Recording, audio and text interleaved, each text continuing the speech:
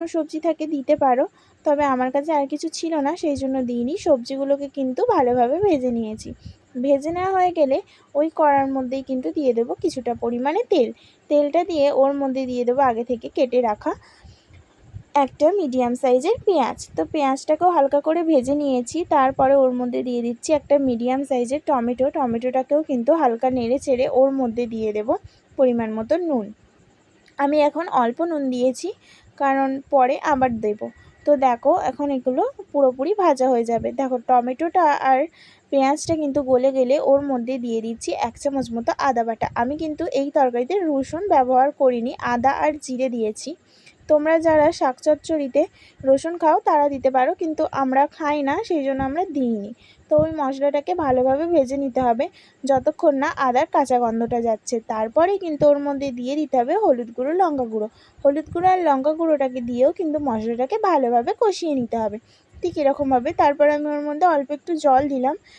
জল দেওয়ার পর ভালোভাবে কষিয়ে নিতে হবে যতক্ষণ না তেল ছাড়ছে ততক্ষণ। দেখো তেলটা ছেড়ে দিলেই ভেজে রাখা সবজিগুলোকে কিন্তু দিয়ে দিতে হবে।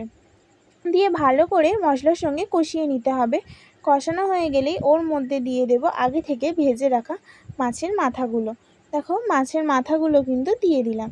দিয়ে ভালো করে মাছের মাথাগুলো খুন্তির সাহায্যে ভেঙে দেবে। তোমরা চাইলে আগে কিন্তু ভেঙেও দিতে পারো, আমি এখানে খুন্তি দিয়েই ভেঙে দিলাম।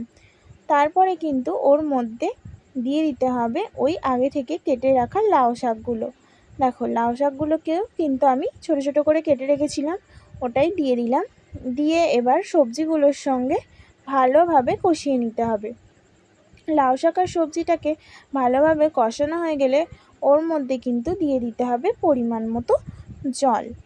দেখো বেশি জল দেওয়ার কিন্তু কোনো দরকার নেই, যেহেতু শাকটা পুরোই নরম, তো ওটা এমনিতেই তাড়াতাড়ি সিদ্ধ হয়ে যায়।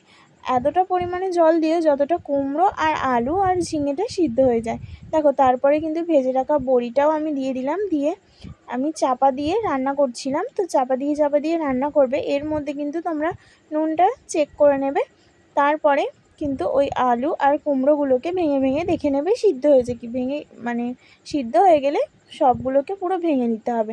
তারপর ওই কড়ার মধ্যেই কিন্তু দিয়ে দিলাম কিছুটা পরিমাণে তেল।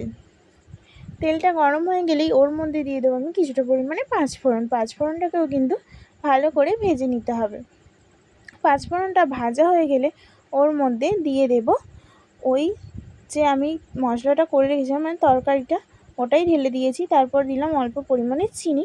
তো তৈরি হয়ে গেল আমাদের লাউ শাকের চচ্চড়ি। তো ভিডিওটা কেমন লাগলো অবশ্যই কিন্তু কমেন্টে জানিও। চলো দেখা হচ্ছে অন্য কোনো